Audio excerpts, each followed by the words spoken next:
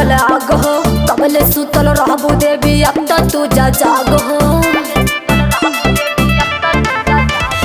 भारत माता रोवा तानी देश में लागल आग हो, कबले सुतल रहबू देवी अब तो तू जा जाग हो।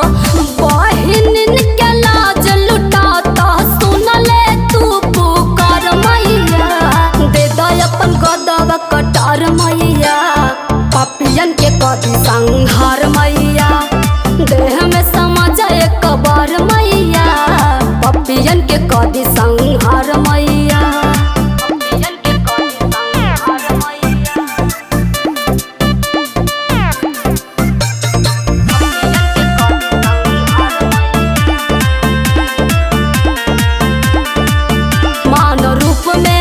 जामन भेड़िया उनके झुंड के मारा, तोहर कसम जगतम्बे चुन चुन के मारा।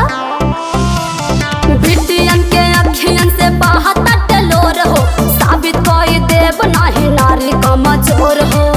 चंडी बन के टूटब तोहरे बघवे पहोई के सवार मैया, दे दे अपन गदवा कटार मैया, पापियन के कदी संहार मैया, हमारे में समा जाए कबार मैया, पापियन के कदी संहार मैया।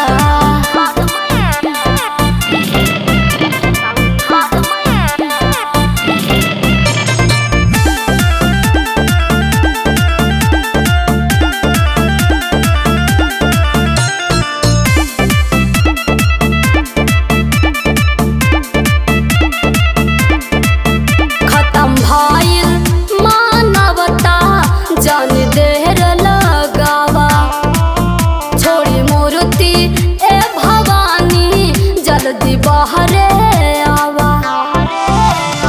ढाला माई उहे अपन काली वाला भेष हो, पापी अत्याचारी से बचा लो अपन देश हो।